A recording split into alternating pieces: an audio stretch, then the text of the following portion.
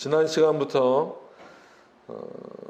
그 이방에 대한 어떤 그 심판을 계속해서 에스겔이 이제 선포하고 있습니다. 그래서 오늘은 두로에 대해서, 물론 이제 뭐 두로에 대해서도 좀 뭐 28장 넘어가면서까지도 하고, 그 다음에 애굽 바로 이렇게 해서 또 굉장히 많은 장을 할애하고 있습니다. 그만큼 왜 그러냐면 이스라엘하고 조금 더 밀접한 관계. 그러니까 앞에 이제 지난 시간에 살펴보았던 뭐 모압이나 에돔이나 이런 나라들 민족들보다도 조금 더 이스라엘과 이렇게 어떤 뭐 친밀하든 아니면 뭐 어떤 그 이스라엘을 이제 정복했었던 그런 나라들을 이제 중심으로 해서 하나님이 그들을 어떻게 이제 이끌어 나가시는가, 또 한마디로 처리해 나가시는가에 대한 내용들을 보게 됩니다.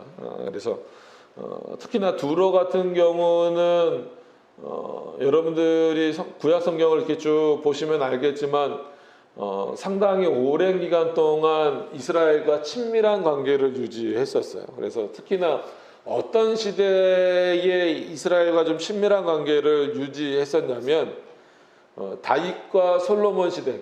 어떤 시대입니까? 이스라엘에게 있어서는 굉장히 겉으로 보기에도 그랬고 실제로도 그랬고 아주 풍성하고 그만큼 강대한 시대가 있었을까 싶을 정도였습니다. 물론 짧게 히스기야 시대도 있었고 있었지만 말 그대로 우리가 말하는 태평성대와 같은 시대를 누렸던 어떤 그런 시대로서, 그래서 몇 번 말씀드린 것 같이 지금 이스라엘도 뭘 늘 말해요. Back to the 예루살렘 아니면 시오니즘, 이거를 말한단 말이에요. 그게 뭐냐면 다윗의 시대를 회복하자라는 의미예요. 물론 거기에는 우리가 말하는 어떤 그런 차원보다도 그런 다윗 때처럼 정말 조그만 나라잖아요. 어느 시대나 이스라엘은 그렇게 아주 영토가 엄청 넓거나 그런 시대는 아니었음에도 불구하고 다윗 시대 때는 어마어마한 그 군사력과 재물과 이런 것들이 보유가 되면서 거의 이스라엘 역사에서는 전무후무하게 주변의 그 엄청난 강대국들을 정말 이렇게 위협할 수 있는 그러한 어떤 시대였었단 말이에요. 물론 솔로몬의 그 초창기까지 좀 그러긴 했지만, 그러니까 그럴 때 바로 이 이스라엘과 친밀하게 무역 관계를 유지했었던 게 바로 두로예요. 그러니까 두로라는 그 지역이 굉장히 지혜로웠던 거죠. 왜냐하면 이스라엘과 지금 적대적인 관계를 가지면 누가 손해라는 걸 알고 있는 거예요. 자기네들이 손해라는 걸 알고 있는 거예요. 왜냐하면 그 다윗이 갖고 있는 군대가 어마어마하니까.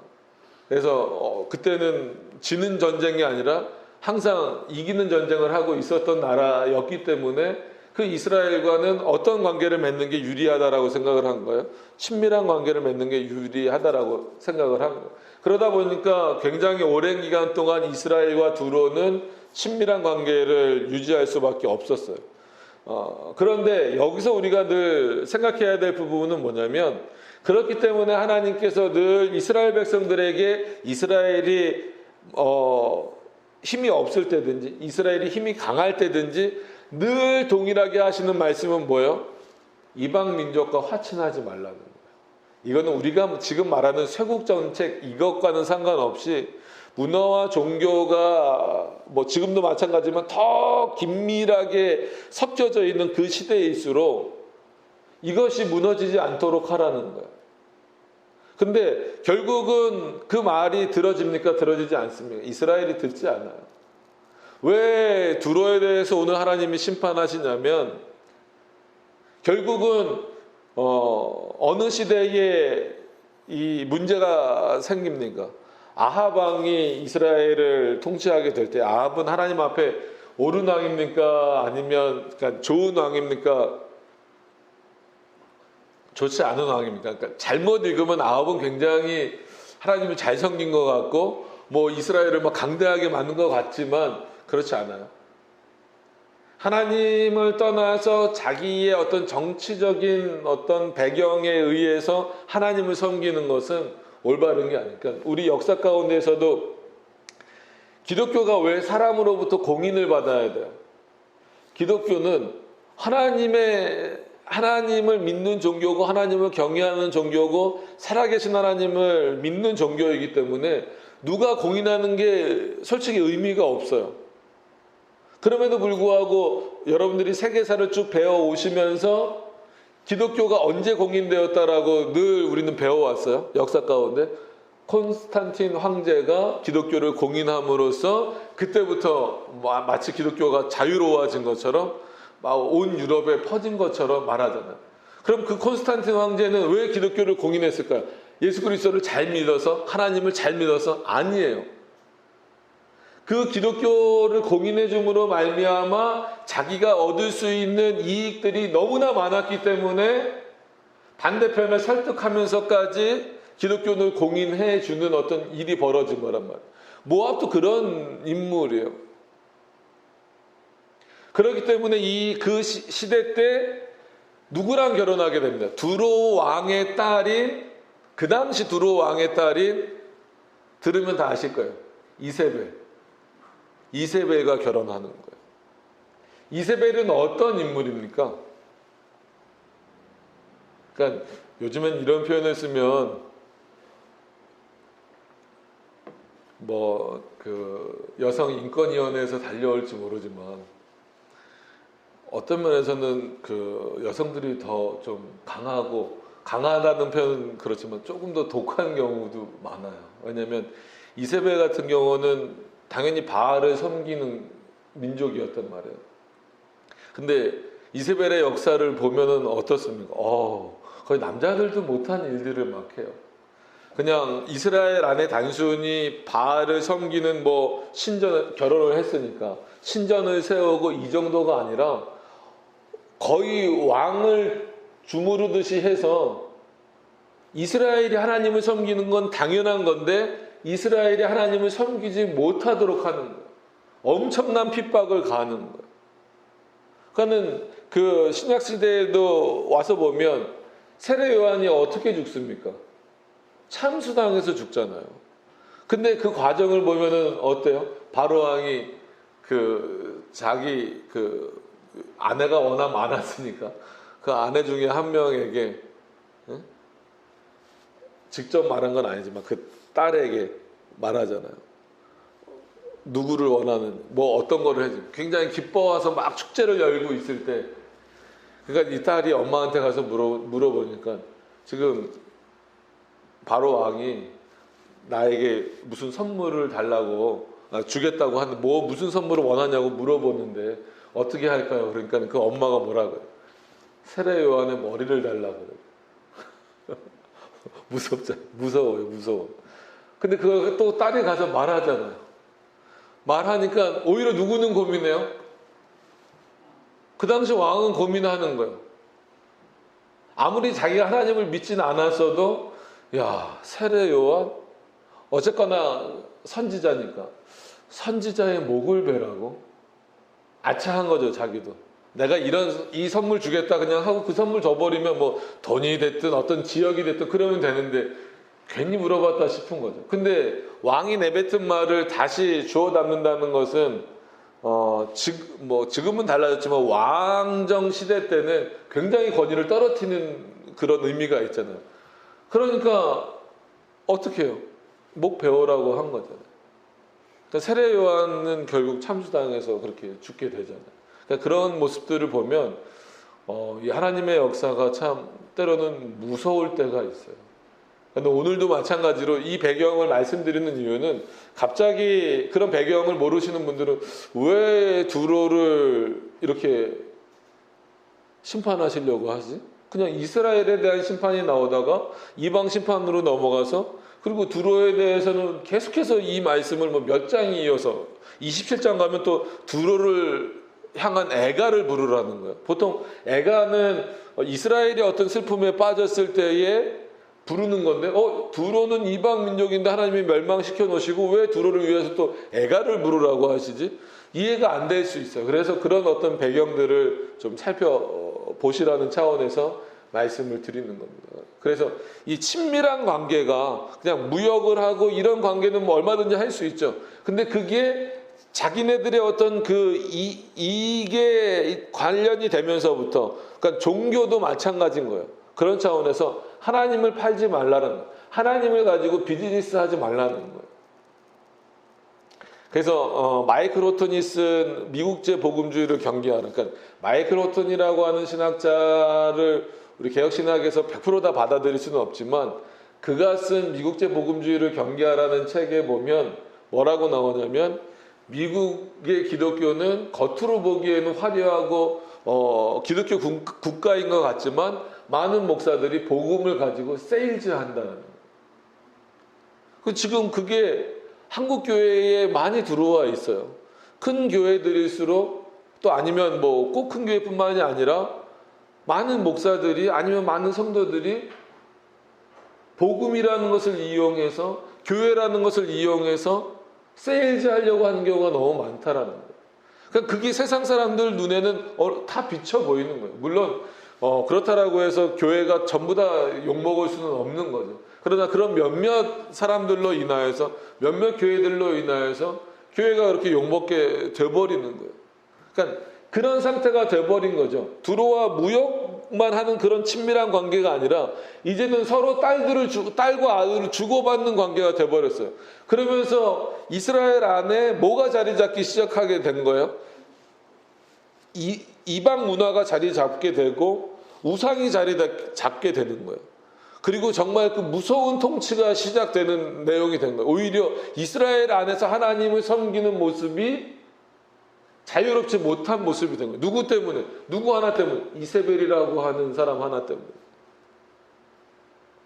그러니까 하나님의 말씀은 없어지는, 이방 민족과 결혼하지 말라. 왜 그러셨을까에 대해서는 생각을 못하고 결국은 그 이합집산이 모여서 그것만 생각하는 거예요. 당장의 눈앞의 이익만 생각한 결과가 이스라엘이 이렇게 됐다는 거예요. 그러면 이스라엘만 그런 게 아니라 두로도 마찬가지라는 거예요. 그럼 두로의 입장에서 보면 그렇게 이스라엘과 친밀한 관계를 맺었고, 심지어 자신의 왕의 딸이니까 공주를, 뭐 그 당시로 말하면 공주를 시집 보낼 정도로 이스라엘과 친밀한 관계를 맺었다라고 한다면, 이스라엘이 망하는 모습을 보면 어때야 돼요? 최소한 슬퍼해주거나 위로해줄 수 있어야 되잖아요. 근데 두로가 그러질 않았다라는 거예요. 오늘 내용에 보면 오늘 내용으로 들어가서 그 내용을 좀 보시죠.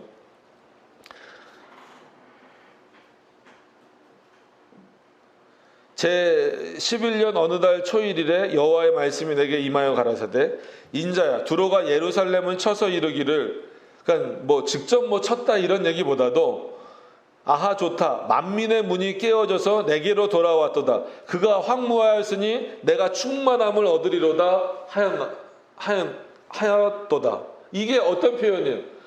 이스라엘과 무역을 하면서는 뭘 했어요? 그동안 나눠 먹기를 했었는데, 뭐 지금으로 이 당시 배경으로 말하면 남유다죠. 남유다마저 망하고 나니까 이제는 남유다가 먹어야 될, 이득으로 취해야 될 것들을 누가 얻을 수 있다라는 거예요. 두로 우리가 다 가질 수 있다.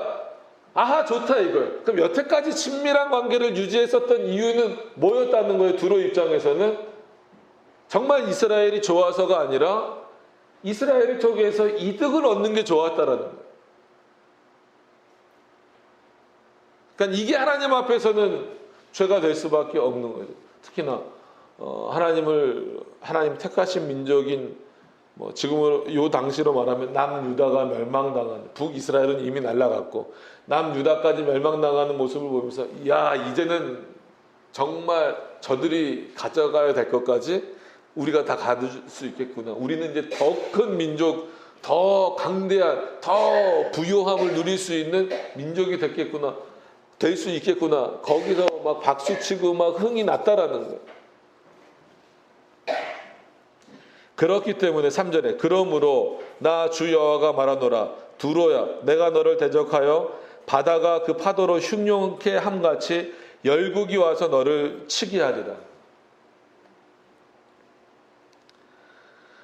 그들이 두로의 성벽을 회파하며 그 망대를 헐 것이요, 그죠? 나도 티끌을 그 위에서 쓸어버려 말간 반석이 되게 하며. 말간 반석은 한번 말씀드렸죠. 높이 있는 거예요. 그러니까 어떤 상징적인 것들을 다 무너뜨린, 성벽이 무너진다. 뭐 우리나라도 마찬가지였지만 예전에 성벽이 무너지는 것은요, 그 성을 하나 무너뜨리는 거는 어떻게 보면은 다 무너지는 거랑 똑같은 거예요. 우리나라도 이제 뭐 6월 달은 특히나 뭐 어저께는 현충일이었고 6.25도 있고 그러다 보니까 아무래도 그런 전투들을 많이 생각해 보면 그 고지를 탈환하는 게 지금 현대전에서도 마찬가지지만 특히나 6.25 당시와 같은 그런 시대에 어떤 그 큰 고지를 하나 점령하는 것은 전쟁의 승패를 좌우할 만한 그런 내용이잖아요. 근데 너희가 아무리 지키려고 해도 안 된다. 그 위에서 쓸어버리겠다라는 거예요. 이방 민족을 들어서 그 이방 민족을 다시 치시겠다는 거예요. 바닷 가운데 금을 치는 것이 되게 하리니 내가 말하였습니다. 나 주 여호와의 말이니라. 그가 이방의 노략거리가 될 것이다. 두로의 생각과는 다르게 된다라는 거예요. 두로는 어떻게 생각하는 거예요? 야, 이제는 우리가 더 많은 것을 얻을 수 있겠구나라고 생각했는데 아니다. 너희 것이 다 없어질 것이다. 들에 있는 그들의 딸들은 칼에 죽으리니 그들이 나를 여호와인 줄을 알리라. 이건 뭐 이세벨을 직접 언급한 표현이다 이렇게 너무 또 극단적인 예를 드실 필요는 없어요. 언제든지 늘 약자가 이렇게 전쟁에서는 희생양이 되듯이 그런 어떤 의미로 이해를 하시면 됩니다. 자, 7절을 보면 참 성경을 보면 하나님의 역사가 더 참 뭐라 그럴까요? 기가 막히다는 표현은 그렇고 때로는 무섭다라는 의미가 7절에 보시면 나 주 여호와가 말하노라 내가 열왕의 왕 곧 바벨론 왕 느부갓네살로 누구를 치게 하시냐면 두로를 치게 하시겠다라는 거잖아요. 여러분, 남유다가 어느 왕에 의해서 망했을까요? 멸망당했을까요? 느부갓네살입니다. 하나님이 그 느부갓네살을 어떻게 사용하시는 거예요? 이스라엘을 멸망시키시는, 남유다를 멸망시키시는 왕으로도 사용하시고 또 그들과 친밀한 관계를 유지했었던 두로, 그러나 자신의 속내를 완전히 드러내서 남유다가 멸망당한 것을 보고 기뻐하고 즐거워했었던 그 두로를 멸망시킬 때도 누구를 사용하시는 거예요? 느부갓네살을 사용하시는 거예요. 그러니까 이게 보편적 세상 역사에서 보면, 세상 역사의 관점으로 보면 느부갓네살이 무시무시한 왕인 거죠.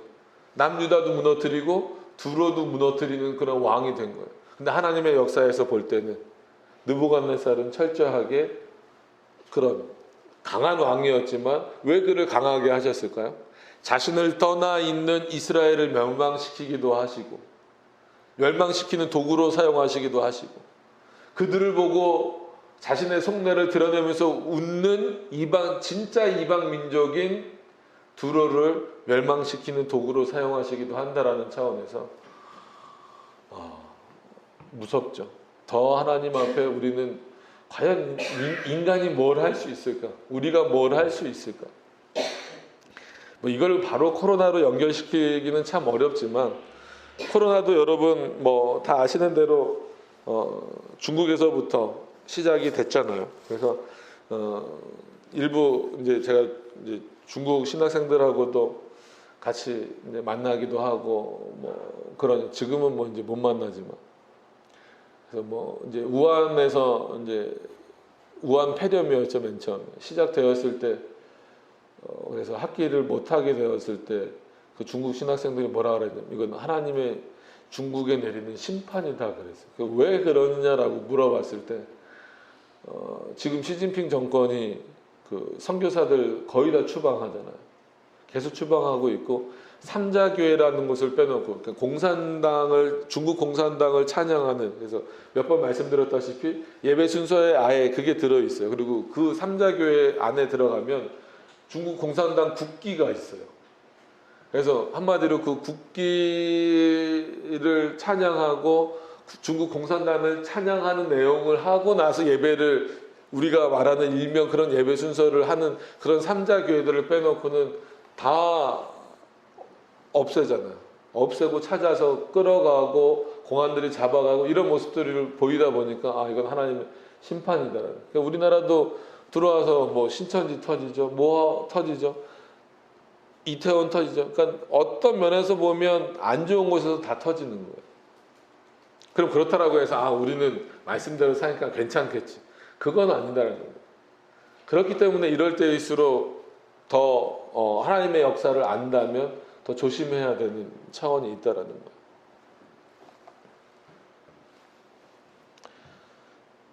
자, 그런 차원에서 오늘 본문으로 다시 돌아와서 보시면 바벨론한 느부갓네살로 북방에 말과 병거와 기병과 군대와 백성의 큰 무리를 거느리고 와서 두로를 치게 할 때에, 그러니까 이게 뭐예요? 마치 화력 집중하는 거예요. 그냥 뭐 어느 한 부대만 와서 두로를 치는 게 아니라 느부갓네살이 활용할 수 있는 모든 병력과 무기는 전부 다 사용해서 누구를 때리고 있는 거예요? 두로를 때리는 거예요. 근데 중요한 거는요, 느부갓네살이 즉 이 바벨론 왕인 느부갓네살 왕이 두로를 치는 명확한 이유가 안 나와요.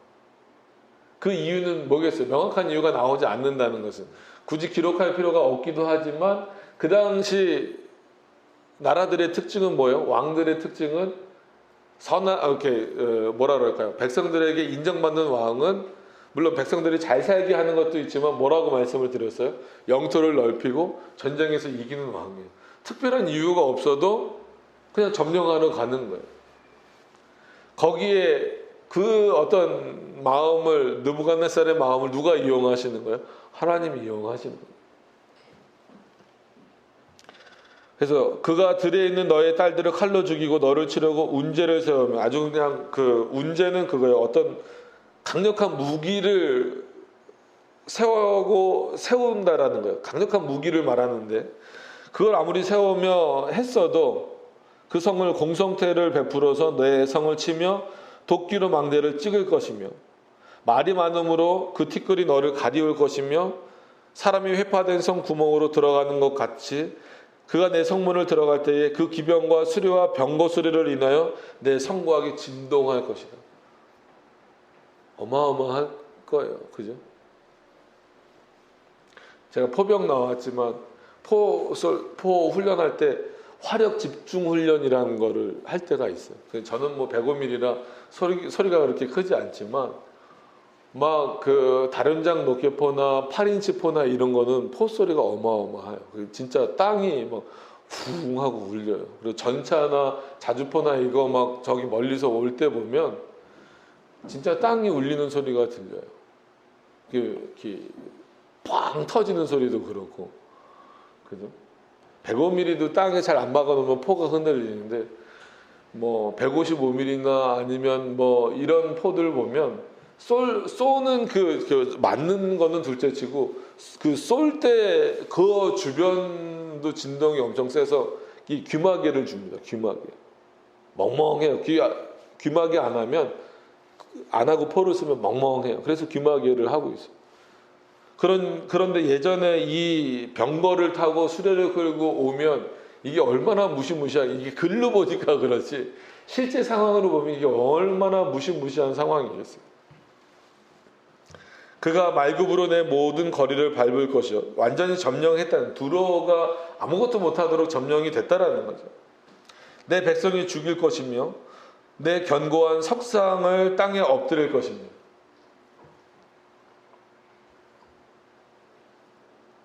우상이 우상을 무너뜨리는 거예요.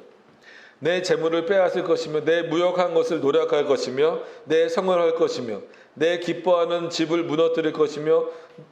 이 내용은 뭐예요? 결국은 이거를 더 많이 얻을 수 있겠다. 누가 멸망하면서, 남유다가 멸망하면서 우리가 이걸 더 얻을 수 있겠다라고 생각했던 두로로부터 뭘 뺏는 거예요? 너희가 얻을 수 있겠다라고 생각해서 좋아했던 그 부분을 내가 누구를 통해서 느부갓네살 왕을 통해서 다 뺏어가 버리겠다라는 거예요. 무서운 하나님의 심판이죠. 내가 내 노래소리로 그치게 하며 내 수금소리로 다시 들리지 않게 하고, 그럼 뭐가 즐거워서 노래 부르고 수금 치고 하겠어요? 너로 말간 만석이 되게 한즉 내가 금을 말리는 곳이 되고 다시는 건축되지 못하리니. 그러니까 두로가 이건 완전히 멸망되는 거예요. 그래서 15절부터는 그 내용이 얼마나 깊은지에 대한 설명입니다. 어떻게 보면 14절까지가 하나님에 대한 심판에 대한 확정적인 내용이라면, 그 15절부터는 그 심판의 내용이 어떤가를 좀 이렇게 구체적으로 설명을 해놓는 거죠. 주 여호와께서 두로를 대하여 말씀하시되 너희 엎드러지는 소리에 모든 섬이 진동하지 아니하겠느냐. 이건 뭐예요? 주변 나라들이 전부 다 알 거라는 거예요. 누구로부터? 바벨론 왕 느부갓네살로부터 너희 두로가 멸망당하는 그 모습을 주변 나라들이 전부 다 볼 거다라는 거예요. 곧 너희 중에 상한 자가 부르짖으며 살육을 당할 때에라. 그때에 바다의 모든 왕이 그 보좌에서 내려 조복을 벗으며 수놓은 옷을 버리고 떨림을 입듯 하고 땅에 앉아서 너로 인하여 무시로 떨며 놀랄 것입니다. 왜 그럴까요? 느부갓네살이 어마어마한 힘으로 두로를 멸망시키는 것을 보면, 왜냐하면 두로도 나름 강대국이었기 때문에, 그러니까 주변 나라들은 누구를 무서워할 것이다라는 거예요. 느부갓네살을 무서워할 수밖에 없다라는 거예요. 너를 위해서 조복을 입고 두려워 떠는 게 아니라 느부갓네살 때문에 두려워 떨 것이다라는 거예요. 왜냐하면 그들은 하나님을 믿지 않잖아요. 그러니까 이런 본문들을 보면서 그렇게 이해를 하셔야 됩니다. 그들이 너를 위하여 애가를 불러 이르기를, 이제 27장에 그래서 이제 애가가 나옵니다. 항해자의 거한 유명한 성이여, 너와 나의 거민이 바닷 가운데 있어 견고하였었도다. 해변의 모든 거민을 두렵게 하였더니 어찌 그리 멸망하였느냐. 그러니까 이방 민족이 보기에는 두로가 그렇게 쉽게 멸망한 민족이라는 거예요? 아니라는 거예요? 아니라는 거예요. 누가 봐도 두로는, 물론 느부갓네살 왕이 강력한 어떤 군사력으로 바벨론이 쳐들어온다 할지라도 저렇게 진짜 한번 대항도 못 해보고 무너질 민족은 아니다라는 거죠. 그럼에도 불구하고 그렇게 무너지게 된 이유는 누구에게 있어요? 하나님에게 있다라는 거예요. 근데 세상 사람들의 눈에 보기에는 누구에게 있는 것처럼 보이는 거예요? 느부갓네살에게 있는 것처럼 보이니까 두로가 멸망당하는 게 남의 일 같지 않아 보이는 거죠. 그 정도로 강력하게 두로를 멸망시키신다라는 거예요. 누가? 하나님이 누구를 들어서? 느부갓네살을 들어서. 그래서 성경에도 나오지만 전쟁은 누구에게 속한 것이라? 여호와께 속한 것이라. 여러분 잊지 마시기를 바랍니다. 너희 무너지는 그날에 섬들이 진동할 것이며, 읽었죠? 19절에 보시면 나 주 여호와가 말하노라. 내가 너로 거민이 없는 성과 같이 황무한 성이 되게 하고 깊은 바다로 내 위에 오르게 하며 큰 물로 너를 덮게 할 때에. 성에 거민이 없으면 무슨 의미가 있어요? 아무리 화려한데 무슨 의미가 있어요? 그게 바다에 잠겨버리면 그게 무슨 의미가 있어요? 내가 너로 구덩이에 내려가는 자와 함께 내가 가서 옛적 사람에게로 나아가게 하고 너로 그 구덩이에 내려간 자와 함께 땅 깊은 곳 예로부터 황적한 곳에 거하게 할지라. 완전히 멸망당하게 한다라는 거죠. 무너지게 한다라는 거죠. 너희가 갈 곳은 어디다라는 거예요? 결국은 음부겠죠. 지옥이겠죠. 이게 직접 지옥을 표현한다 이렇게 생각하시면 안 됩니다. 왜냐하면 이스라엘 민족은 어찌됐건 간에 하나님이 택한 민족이기 때문에 하나님의 진노와 심판이 임해도 궁극적으로는 뭐가 있는 거예요? 회복이 있는 거죠. 근데 두로와 같은 민족은 하나님이 회복시키실 이유가 없으신 거예요. 그렇기 때문에 완전한 멸망을 이렇게 마치 땅 밑에서 사는 것처럼 표현하는 그런 방식으로 하나님이 말씀하시는 거죠. 내가 너를 패망케 하여 21절에 다시 잊지 못하게 하리니 사람이 비록 너를 찾으나 다시는 영원히 만나지 못하리라. 이 정도로 강력한 심판이라는 거예요. 그래서 지난 시간에 이어서 말씀드리는 거지만 들어와서 앉아. 어떤 면에서 보면 이스라엘도 이런 심판을 받아 마땅한 존재입니다. 그죠?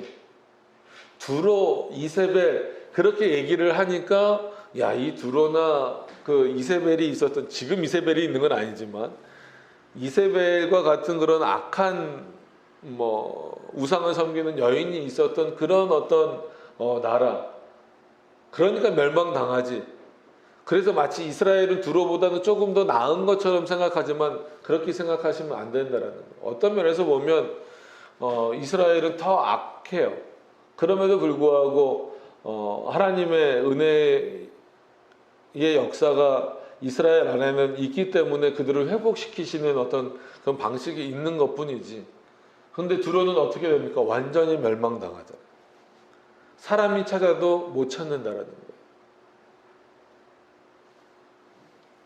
누가 역사하시면 하나님이 역사하십니다.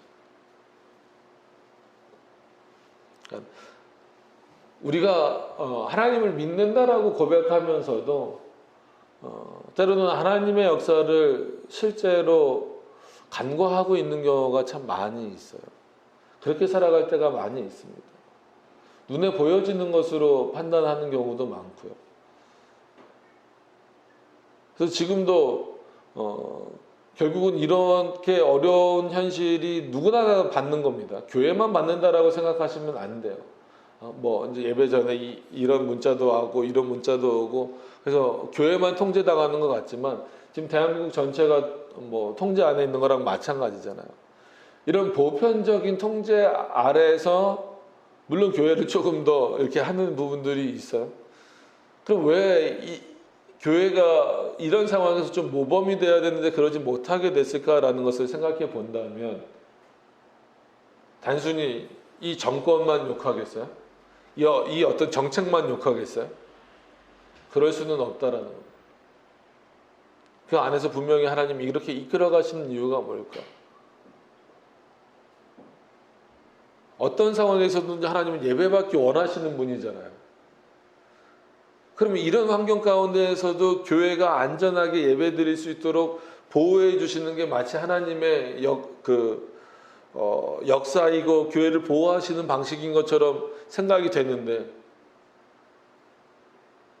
왜 똑같이 환난 가운데 집어넣으셔서 오히려 더 그 환난을 교회가 겪게 하셔서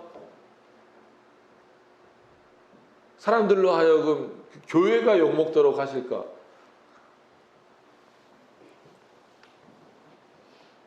에스겔서를 보면서 많은 생각들을 해봅니다. 하나님 왜 그렇게 하실까?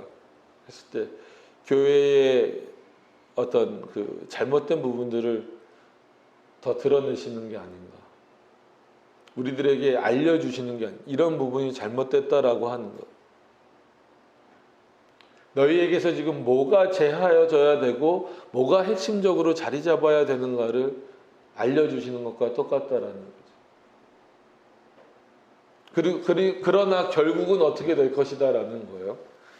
이방은 이렇게 멸망당할 수밖에 없고 그 과정 속에서도 누구는 지키신다라는 거예요. 자신의 백성은 지키신다라고 하는 거예요. 그 하나님의 역사를 보라는 거예요. 그래서 오늘 예배 전에 여러 차례 저희 애들한테도 얘기를 했지만 저 8살짜리가 앉아서 예배 드리는 게 당연히 힘들죠. 그럼에도 불구하고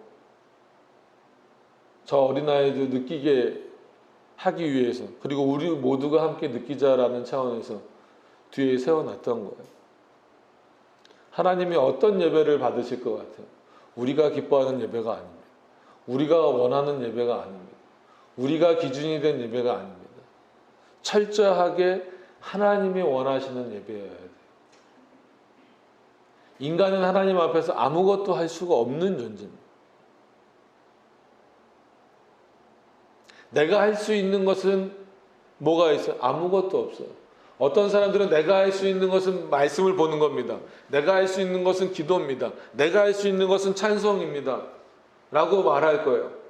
내가 할 수 있는 것은 전도입니다. 라고 말할 거예요. 당연히 해야 되는 거예요. 그러나 그것은 내가 하는 게 아니에요. 궁극적으로는.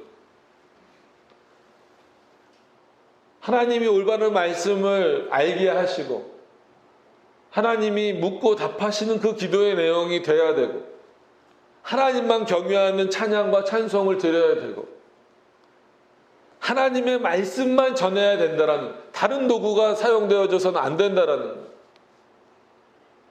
그렇기 때문에 궁극적으로 내가 할 수 있는 것은, 저와 여러분들이 할 수 있는 것은 아무것도 없다라는 거예요. 아무것도 할 수 없는 존재인 우리가 여기 앉아 있는 이유는, 이런 상황 가운데서도 앉아 있는 이유는 하나님이 우리를 통해서, 저와 여러분들을 통해서 하실 일이 있기 때문이다라는 거예요. 그게 그리스도인다운 삶이라는 거예요. 그거는 예배를 통하여서 시작되는 겁니다. 하나님을 온전히 경외하는 모습을 통해서 시작되는 거예요. 그 모습이 옳지 않다면 직분의 고하를 막론하고 연령대를 막론하고 하나님 앞에서 혼나야 되는 것이고 교회 질서 안에서 혼나야 된다는 거예요.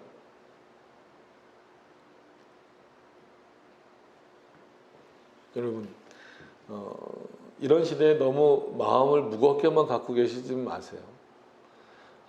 하나님이 그럼 결국 우리에게 원하시는 역사가 뭘까를 깊이 한번 생각해 보시면서, 또 오늘은 물론 직접 이스라엘과 관련된 것은 아니라 할지라도 어떤 면에서 보면 교회를 보고 비웃고 이랬던 사람들의 결국은 어떻게 될까요? 그들이 갈 곳은 정해졌잖아요. 그죠? 그런 것에 두려워하실 필요는 없습니다. 정말 두려워할 것은 마태복음의 말씀대로 우리를 죽이기도 하시고 살리실 수도 있는 하나님을 두려워하라는 거예요. 너희의 육신을 죽이는 자를 두려워하지 말라는 거예요.